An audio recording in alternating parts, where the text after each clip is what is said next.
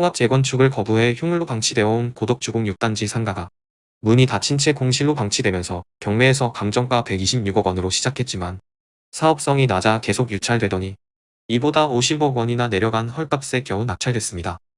이 또한 3번의 유찰 끝에 채권자인 대부업체가 70억 원에 매입하기로 한 겁니다. 이번에 상대적으로 저가에 낙찰된 고덕주공 6단지 상가는 조합에 거듭된 협상 요구에도 상가 측이 무반응으로 일관하자 2010년 상가조합원을 제외한 채 재건축 조합 설립 인가를 받고 재건축을 추진한 건데요. 이를 위해 조합 측은 법원에 토지 분할 소송을 냈고 2011년 8월 아파트 재건축 부지와 상가 부지가 분할됐습니다. 이후 GS건설이 시공을 맡은 고덕주공 6단지는 1824세대 규모의 고덕자이로 탈바꿈했고 2021년 입주를 시작했습니다. 지금의 시세는 24평 6억 8천, 32평 7억 5천, 47평 9억 원인데요. 조합과 상가 소유자 간의 분쟁이 한창이던 2011년에는 32평 시세가 3억이었지만 재건축에서 상가를 제외하고 입주한 2021년 8억 6천까지 거래되면서 10년간 176%, 5억 5천만 원 상승한 결과가 나왔죠. 지금의 흉물로 방치된 상가 입장에서는 2년 전 176% 상승은 물론 지금의 129%, 4억 상승의 땅을 치고 후회하고 있겠죠. 이 단지는 정면동의 주상복합 형태로 상가가 들어서 있어 주민들로서는 상권 이용에 전혀 불편함이 없겠지만 모두 문을 닫고 흉물로 방치된 상가 또한 기대감을 가득 안고 입주한 주민들로서도 달가운 형상은 아니겠습니다. 정문의 4차선 도로변 1층 상가보다 고덕천변의 6차선 옆 코너이면서 주변에 오피스와 상권이 형성되어 있는 지금의 공실 흉물 상가 자리에 5층짜리 프라자 상가만 있었어도 입주민뿐 아니라 주변 유동인구를 흡수할 수 있는 입지였는데 많이 아쉽습니다. 고덕자이뿐만 아니라 상가 소유주와 아파트 소유주 간 분쟁으로 상가를 제외한 분리 재건축을 진행한 단지들을 어렵지 않게 찾을 수 있습니다. 강동구 명일동 3위그린 맨션 1차를 재건축한 삼성물산 시공의 레미안 솔베뉴도 2019년 입주를 시작한 신축 단지이지만 상가는 함께 재건축하지 않아 노후화된 상태입니다.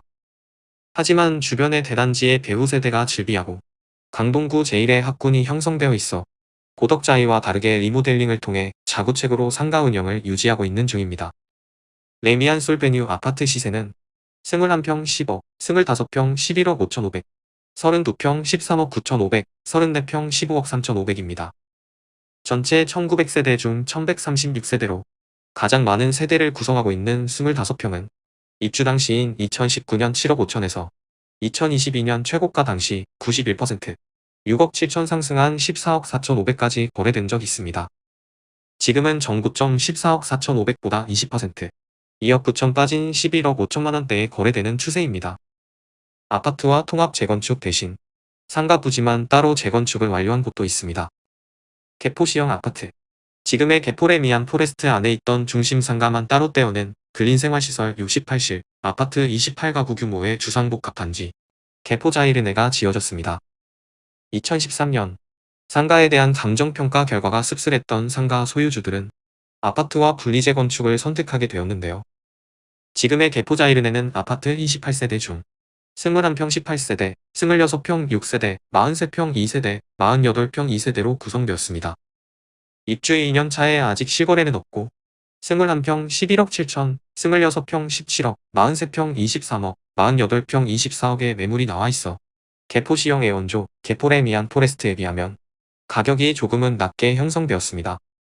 상가와 아파트 간의 갈등의 대표적인 단지는 올해 말 입주를 앞둔 단군 일의 최대 재건축 단지 올림픽파크 포레온 둔촌 주공입니다. 포레온의 상가 문제는 과거 둔촌 주공 공사 중단 사태에서 공사 재개의 발목을 잡은 일이었는데요. 둔촌 주공은 상가 309개, 조합원 287명으로 구성됐었는데 시간이 흐르며 상가 지분 쪼개기로 상가수보다 많은 530명이 되고 말았죠.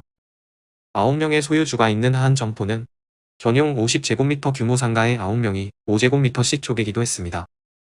이렇게 작은 상가에 수많은 소유주가 얽혀있다 보니 이해관계도 얽히고 설켜 무상 지분율을 높이는 과정에서 조합원 지분을 뺀 나머지 신축 상가 분양 수익을 가져가기로 한 사업관리사의 계약 해지를 통보하자 PM사가 상가 건물에 대한 유치권 행사를 하게 되고 현대건설 등 시공사업단은 상가 유치권 문제가 해결되지 않으면 아파트에 대한 공사도 재개할 수 없다는 입장을 고수하면서 수개월 동안 공사가 멈춰버렸던 사건이죠.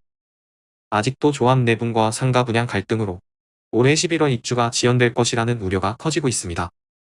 서울 서초구 반포동에는 둔촌 주공의 전철을 밟는 게 아닌가 우려를 보이는 재건축 상가가 있습니다.